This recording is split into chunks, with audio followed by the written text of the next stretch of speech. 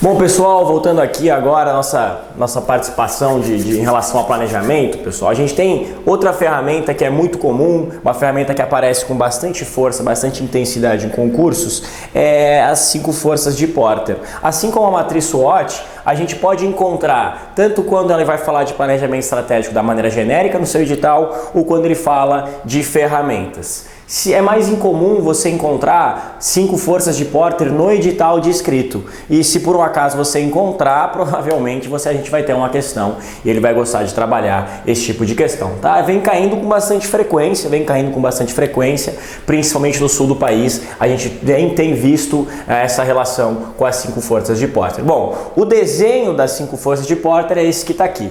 Certo? O que Porter, professor de Harvard, dizia em relação a esse gráfico aqui das 5 forças? Ele iria dizer que sobre qualquer organização, sobre qualquer empresa, existe uma incidência de algumas forças e essas forças têm uma certa relação entre si. Importante, ele ia dizer que as 5 forças são rivalidade entre os concorrentes, poder de barganha de clientes e fornecedores, ameaças de novos produtos substitutos e ameaças de novos entrantes nesses mercados. Bom, com base nessas 5 forças, ele ia dizer todas as organizações, independente do mercado que elas atuam, estão à mercê dessas 5 forças. Porém, o que ele vai definir mais profundamente é o seguinte: essas 4 forças de fora são tensionadas por uma força, que é a força de rivalidade entre os concorrentes. O que é importante a gente perceber é que o grau de rivalidade entre os concorrentes não é a quantidade de concorrentes. Ou seja, um mercado com uma grande quantidade de concorrentes não necessariamente apresenta uma alta rivalidade. Assim como um mercado com baixo número de concorrentes pode apresentar um alto grau de rivalidade.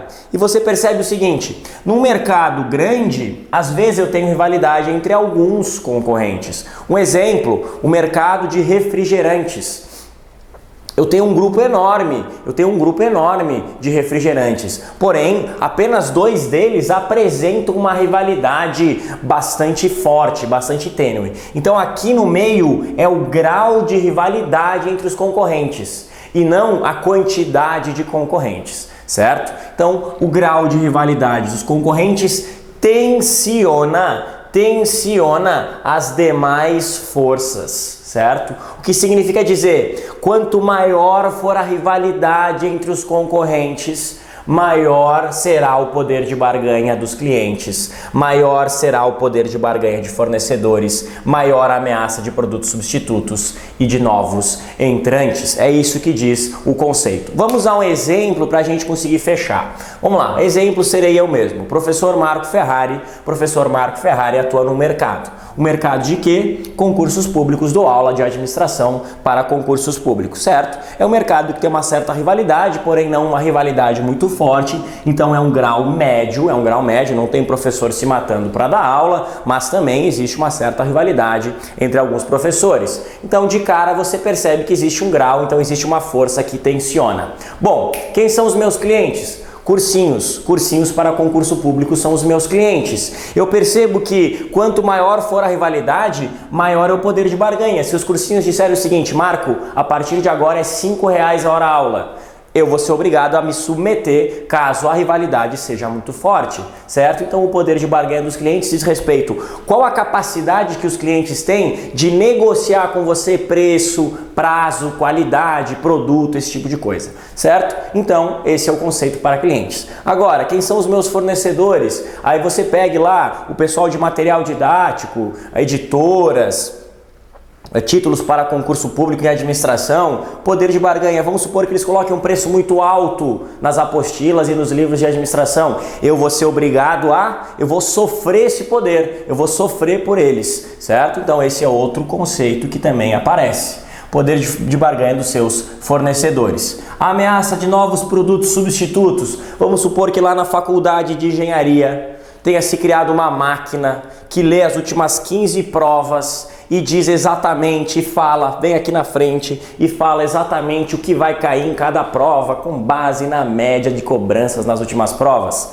Foi-se, professor Marco Ferrari, um abraço, nunca mais vocês vão ouvir falar de mim. Então existe sim a ameaça de novos produtos substitutos e a ameaça de novos entrantes. De tempos em tempos formam-se novos estudantes de administração, novos profissionais na área de administração, eles podem se capacitar e serem professores de administração também.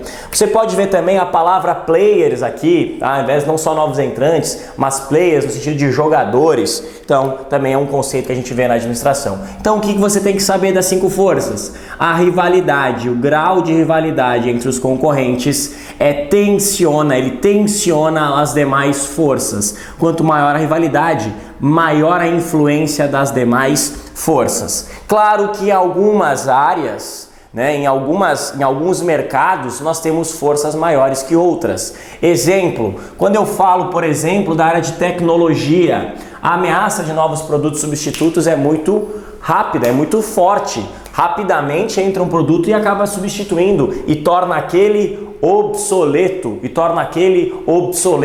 Então é um elemento que você pode colocar aqui como ameaça de novos produtos substitutos. Certo, pessoal? Isso é importante. Bom, em relação à cobrança em prova, ele pode cobrar de maneira conceitual quais são os 5 elementos, ele pode citar 4 forças e pedir qual é a quinta que está faltando, mas a principal pegadinha é quando ele cobra da maneira mais forte, mais fundamental e vai trocar rivalidade por quantidade de concorrentes, e aí a gente está cansado na hora da prova e deixa passar um conteúdo ou outro e acaba deixando passar e assinalando como verdadeiro.